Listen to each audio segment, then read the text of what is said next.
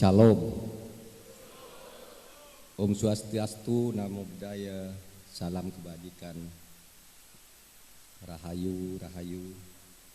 Assalamualaikum warahmatullahi wabarakatuh.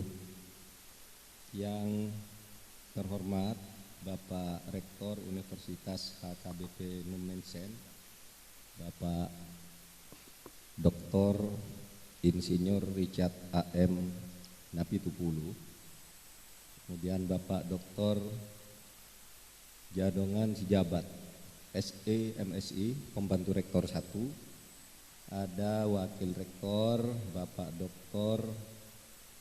Ferry Panjaitan SE MSI, Wakil Rektor 3 Bapak Dr. Andes Maringan Panjaitan MSI, moderator kita tadi, Wakil Rektor 4 Ibu Dr. Insinyur Erika Pardede MAPP SC, dan saudara sekalian yang saya tidak sebut satu persatu, tapi ada juga tamu-tamu khusus nih, ada Pak sahabat saya soalnya nih, Pak Trimedia Panjaitan, sahabat saya di DPR dulu, Pak Trimedia, dan tamu-tamu lain ada mantan Gubernur Lemhanas, ada akademisi Pak Yanuar, dan yang lain-lain yang ikut rombongan saya, serta beberapa teman dari setempat. Saudara, hari ini saya murni akan kuliah sebagai akademisi. Judul yang diberikan kepada saya, menegakkan konstitusi untuk terciptanya demokrasi yang sehat. Saya akan fokus ke demokrasi yang sehat saja. Mari, saya hanya punya 2 slide. Ayo, slide berikut. Saudara, dulu saya menulis disertasi seperti kata Pak Maringan tadi tentang politik hukum. Ini orang sering tidak ngerti bedanya politik hukum dengan politisasi hukum. Beda. Saudara, kenapa saya dulu memilih politik hukum? Gini, saya itu belajar hukum tata negara di UI, lulus dengan baik dan hafal undang-undang dasar, hafal juga nomor-nomor undang-undang yang penting bagi negara.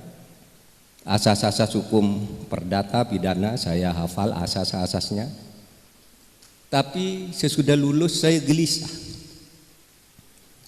Katanya hukum itu panglima, hukum itu suprim, pengendali yang paling utama.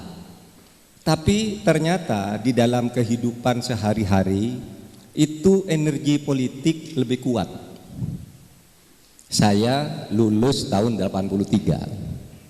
Saat itu otoriterisme Orde Baru sedang berada di puncak. Setiap hukum itu dibuat secara sepihak. Setiap ada pelanggaran hukum kalau menyangkut kepentingan pejabat itu dilindungi atau dicarikan satu korban. Banyak waktu itu. Kasus korupsi Bulog yang pertama, kemudian ada kasus Nur Usman pada waktu itu. Semua hukum dipermainkan. Sehingga saya kecewa, kenapa sih katanya ini negara hukum, kok kalah terus dengan politik gitu. Sehingga saya kemudian ingin tahu ilmu politik itu apa sih. Saya belajar ilmu politik, kuliah S2 satu kampus dengan Pak Panjaitan PR2 nih, Pak Maringan ya, UGM. Saya kuliah S2 politik untuk menjawab pertanyaan kenapa hukum kalah dengan politik dan bagaimana cara memenangkannya. Nah, itu disertasi saya. Sehingga hasilnya begini, hukum itu kalah dengan politik karena hukum itu adalah produk politik. Hukum dalam arti aturan-aturan resmi itu semuanya dibuat oleh politik. Undang-undang dasar politik yang memutuskan, undang-undang politik yang memutuskan, peraturan pemerintah politik yang memutuskan, keputusan presiden, keputusan gubernur, sampai ke peraturan terbawah, itu politik semua yang membuat hukum itu. Dan hukum dalam arti peraturan resmi itu pasti produk politik, pasti. Tidak ada hukum yang lahir sendiri tanpa proses politik, sehingga politiknya sangat menentukan. Memang hukum bukan satu-satunya teori bahwa hukum itu produk politik. Teori lain mengatakan, loh, hukum itu produk budaya, produk kesepakatan sesuai dengan budayanya. Hukum itu adalah produk hakim, pengadilan. Itu kan hukum juga tuh, hakim ketok itu tuh hukum. Masyarakat sepakat membuat hukum, atau di dalam kehidupan sehari-hari muncul hukum adat yang tidak disahkan, itu lalu disepakati oleh masyarakat berlaku sebagai hukum, itu ya produk budaya. Bahkan juga hukum lahir karena situasi internasional, di mana kita harus menandatangani konvensi dan sebagainya itu. Nah, saudara, saya menyorot satu hal hari ini. Hukum adalah produk politik, ya. Dengan asumsi begini, hukum itu warna dan penegakannya tergantung pada konfigurasi politiknya. Jika politiknya demokratis, maka hukumnya pasti responsif. Jika politiknya otoriter atau autokratis, atau sekarang bisa oligarkis, maka hukumnya pasti konservatif, ortodoks. Saudara, sampai dengan tahun 94 di Fakultas Hukum, ilmu politik hukum ini dianggap haram, karena katanya lo itu ilmu politik bukan ilmu hukum. Sampai disertasi saya itu tertunda 6 bulan karena ada dosen yang konservatif. Ini bukan ilmu hukum, karena politik yang menentukan hukum, katanya. 6 bulan saya berdebat, saya bawa buku teori-teori. Wah, akhirnya oh ya ini ilmu hukum, masuk ilmu hukum. Sehingga doktor saya diterima dalam hukum tata negara, dan sejak tahun 94 ilmu politik hukum menjadi kurikulum resmi di Fakultas Hukum ketika disertasi saya ini jadi. Anda yang kuliah sebelum tahun 94 tidak ada itu mata kuliah politik hukum di Fakultas Hukum, nggak boleh. Begitu saya lulus, saya datang Pak Muhtar Kusuma Atmaja sebagai konsorsium ilmu hukum. Pak, ini ada ilmu yang perlu di Fakultas Hukum. Apa itu? Ini saya kemukakan alasan-alasannya. Tahun 94 konsorsium memutuskan masuk kurikulum wajib S2. Tahun 96 masuk kurikulum wajib S3, politik hukum dengan variasi nama, ada politik pembangunan hukum, ada pembangunan hukum nasional, semuanya silabusnya di sini. Tahun 98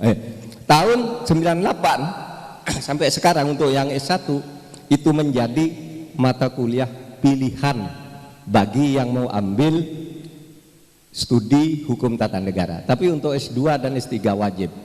Itulah sebabnya saya tadi disebutkan ngajar di sampai 18 universitas. Memang saya ngajar waktu itu hanya saya yang punya sertifikasi ilmu politik hukum, itu sekarang udah banyak gitu. Nah, itu kenapa saya beri kuliah ini. Tadi malam ada yang bawa disertasi saya itu di satu tempat, Pak minta tanda tangan nih buku disertasi Bapak. Oh, saya ingat tuh, saya besok kuliah ini aja di no mention. Maka saya biar kuliah hari ini. Apa isinya disertasi itu? Nanti kita diskusikan. Slide berikutnya. Nah, ini aja gampang. Hukum itu produk politik. Maka setiap konfigurasi politik tertentu melahirkan hukum tertentu. Kalau politiknya begini, hukumnya pasti begini. Saudara, apa ada orang menulis tentang politik hukum sebelum tahun 93 banyak, tetapi bukan karya ilmiah, singgungan sekilas saja. Ada bukunya Abdul Hakim Garuda Nusantara itu, pembangunan hukum responsif dan hukum ortodoks. Itu hanya bercerita politik hukum di negara Eropa kontinental, dan di Anglo-Saxon itu bedanya begini. Tapi yang studi betul menjadi sebuah karya ilmiah yang diuji. Waktu itu ujian doktor bukan main susahnya, karena harus diuji oleh 9 orang guru besar dari lintas ilmu yang berbeda, dan mereka menguji betul, nggak lulus ya nggak lulus gitu, berat pada waktu itu. Nah, inilah yang kemudian dipakai sebagai buku bagi siapapun yang belajar ilmu politik hukum. Nah, saudara, jadi begini, politik demokratis itu saya cirikan 3 saja. Di dalam politik yang demokratis, peran partai politik dan DPR dominan untuk menentukan hukum-hukum yang bagus sesuai aspirasi masyarakat. Taruhlah, saudara lihat periode tahun 45 sampai dengan tahun 59. Hukumnya bagus-bagus. Kenapa? Politiknya demokratis ini. Nggak ada orang jual beli politik, jual beli jabatan, jual beli pasal, nggak ada. Pada awal-awal, maka hukumnya bagus. Semuanya untuk rakyat. Pada politik yang demokratis, pemerintahnya netral. Saya hanya melaksanakan ketentuan undang-undang. Persnya juga bebas. Adapun pada konfigurasi politik yang otoriter, parpol dan DPR itu dikooptasi. Ketok-ketoknya DPR gitu, tapi yang ngatur presiden. Orang jadi anggota DPR ditentukan oleh presiden. Mau presiden ingin itu, rembuk dulu dengan DPR, diam-diam baru dimunculkan sehingga tidak ada lagi aspirasi dari masyarakat. Itu yang terjadi di zaman Orde Baru. Sehingga saya gampang sekali tuh meneliti dari tahun ke tahun undang-undang ini seperti apa, dibuat aja karakternya. Oh, ini undang-undangnya. Oh, politiknya kenapa sih kok bisa jadi undang-undang begini? Muncul penjelasannya. Pemerintah di dalam politik otoriter tuh intervensionis, mengatur semuanya, parpol diatur, pers diatur, ini diatur. Ada satu keputusan yang diinginkan oleh pemerintah harus jadi, yang tidak diinginkan tidak boleh, dengan berbagai cara. Lalu pers dikekang, tidak ada kebebasan pers di situ, diancam. Kamu main-main, saya tutup usahamu, saya bredel kamu. Kamu main-main, saya sita gedungmu, saya tidak kasih jatah kertas. Itu pers. Bahkan media yang sudah nulis berita dulu, peristiwa lapangan Banteng tahun 84 sudah jadi majalahnya, majalah Tempo itu baru beredar sesudah di blackout, dihitamkan semua halamannya, baru boleh beredar. Itu negara yang otoriter, meskipun namanya demokratis tapi ciri-cirinya otoriter. Apa akibatnya bagi hukum, saudara? Akibatnya di dalam politik hukum yang demokratis itu pembuatannya mengutamakan proses-proses di legislatif. Secara terbuka diperdebatkan apa latar belakangnya, mengapa hukum harus dibuat, dan untuk keperluan rakyat itu apa manfaatnya. Legislatif, partai-partai cari masukan ke masyarakat, berdiskusi di situ, jadilah hukum. Kalau di negara yang demokratis. Yang kedua, oleh sebab itu maka wajah hukum itu menjadi aspiratif, menggambarkan nih kehendak masyarakat. Begitu ada undang-undang, misalnya undang-undang tentang hukum agraria, wah langsung diterima oleh masyarakat. Ya berdebat. Sesudah itu diundangkan, wah hebat. Dianggap sebagai warisan Bung Karno yang paling monumental di bidang pertanahan itu adalah Undang-Undang 5 tahun 60. Sangat aspiratif. Dan undang-undang lain di zaman Bung Karno sebelum tahun 59 itu, ya, sebelum tahun 50 itu bagus-bagus undang-undang pemilunya, undang-undang nomor 7 tahun 53 bagus. Dan itu dianggap oleh berbagai peneliti ilmu politik di seluruh dunia itu pemilu terbaik di Indonesia tahun 1955. Nah, saudara, jadi di sini legislatif wajahnya aspiratif dan undang-undang yang lahir dari negara barat itu membatasi interpretasi. Nggak boleh undang-undang sudah begini ya sudah itu isinya. Sekarang nunggu interpretasi baru, itu belum keluar PP-nya, ini belum keluar perpresnya.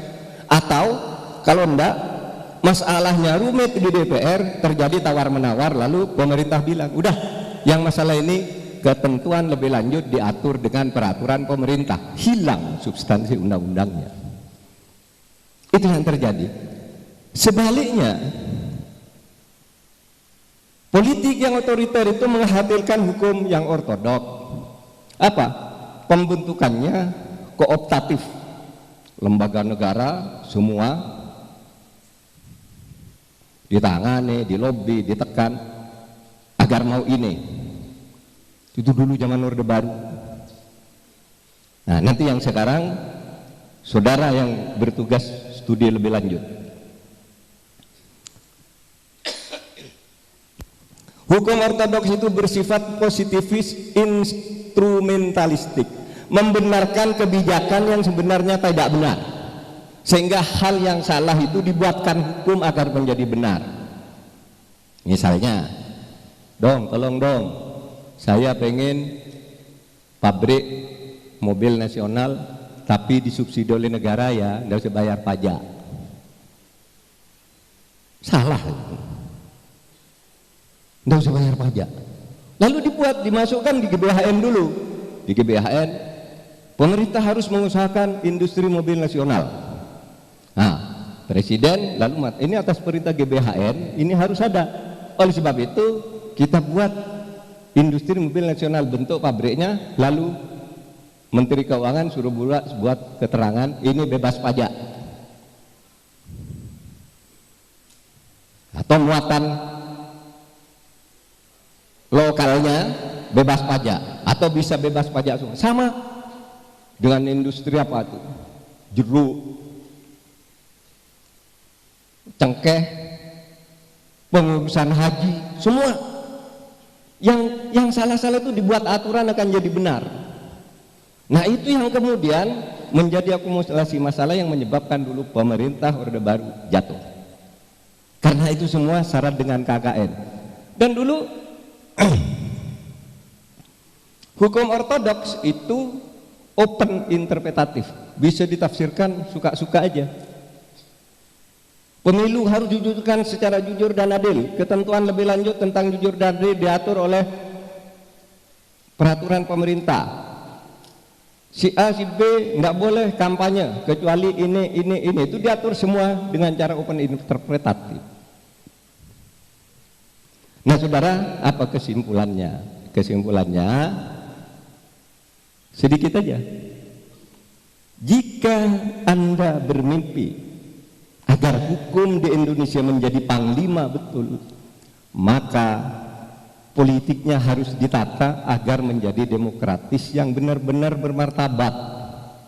Bukan demokrasi tipu-tipu. Kalau demokrasi tipu-tipu itu hanya nunggu waktu untuk runtuh. Dan itu selalu terjadi dimanapun. Nah, demikian Pak Maringan pengantar saya